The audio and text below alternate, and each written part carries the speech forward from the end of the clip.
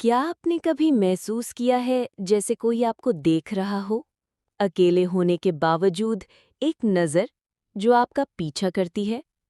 ये कहानी है आरव की, जिसके साथ हुआ कुछ ऐसा जो उसकी जिंदगी बदल के रख दिया। आरव एक छोटी सी जगह पर नया फ्लैट रेंट पर लेता है। वो एक ग्राफिक डिज़ाइनर है जो मोस्टली घर से काम करता है। आरव ने एक पुराना पर शांत फ्लैट रेंट पर लिया था। घर का एक कोने में एक पुरानी सी लकड़ी की कुर्सी रखी थी। फ्लैट मालिक ने कहा, "ये कुर्सी मत हटाना, कुछ यादें जुड़ी हैं।" आरव ने सोचा, चलो ठीक है, आर्टिस्टिक पीस समझ के छोड़ दिया। उस रात आरव काम कर रहा होता है और अचानक लगता है जैसे पीछे से कुछ हिल रहा है।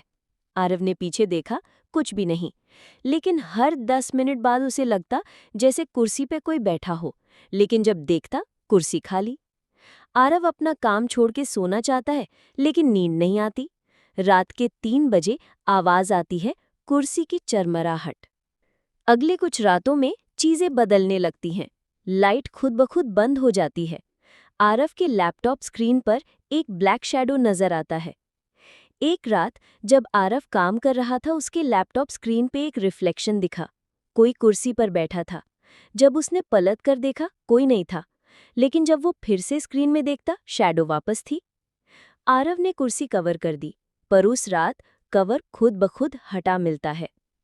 आरव को एक ड्रॉर मिलता है जिसमें एक पुरानी तस्वीर होती है। उसी कुर्सी पर एक औरत बैठी होती है, पर उसका चेहरा धुंधला है। तस्वीर के पीछे लिखा था, "वो वापस आएगी।" आरव घबरा गया। उसने फ्लैट मालिक से पूछा, "उन्होंने बस इतना कहा, कुछ चीजें पूछनी नहीं चाहिए बेटा।" एक रात आरव को सपना आता है जिसमें एक औरत चीख रही है, "मेरी जगह छोड़ दो।"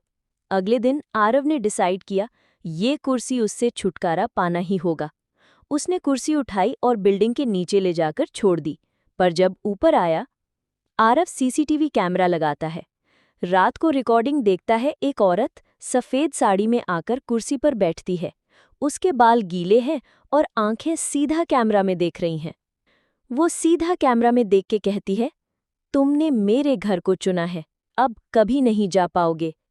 उस दिन के बाद आरव का हर रिकॉर्ड डिलीट होने लगा और उसका चेहरा धीरे धीरे बदल गया। आरव दरवाज़ा खोल के बाहर निकलने की कोशिश करता है, लेकिन दरवाज़ा खुल नहीं रहा था। पीछे से एक आवाज़ आती है, "आरव, यहाँ आओ, कुर्सी पे बैठो।" आरव पीछे मुड़ के देखता है तो कोई नहीं होता है। आवाज़ और जोर से होने लगता है, जैसे कि कोई गुस्से में आरव को बुला रही है कुर्सी की तरफ। आरव पूछता है, "कौन हो तुम और मुझे क्यों परेशान कर रहे हो?" उधर से जवाब आती है, "मैंने तुम्हें यहाँ नहीं बुलाया, तुम खुद यहाँ आई हो मेरे कमरे में। अब तुम यहाँ से जा नहीं सकती।" आरव रोने लगता है और बोलता है कि प्लीज़ मुझे जाने दो, मैंने तुम्हारा क्या बिगाड़ा है। उधर से फिर गुस्से में आवाज़ आती है, "तू अब यहीं रहेगा, तू मेरा अकेलापन दूर करेगा। मैं बहुत सालों से यहाँ अकेली हूँ, इधर आ, तू इस कुर्सी पे बैठ।" आरव फिर डर के बेहोश हो जाता है। अगले दिन सुबह को आरव की आंखें खुलता है तो वो देखता है कि वो नीचे पड़ा है। वो फिर उठकर कुर्सी की तरफ देखता है तो कुर्सी ढका हुआ था। उसे लगता है कि यह सब एक बुरा सपना था, लेकिन उसका दिल नहीं माना, इसलिए उसने वो रूम छोड़ दिया उसी दिन। कुर्सी अब भी वहीं है और एक नया किराएदार कल ही शिफ्ट हुआ है। शायद उसे भी पता चले कि कुछ कुर्सियां सिर्फ बैठने के लिए नहीं होती।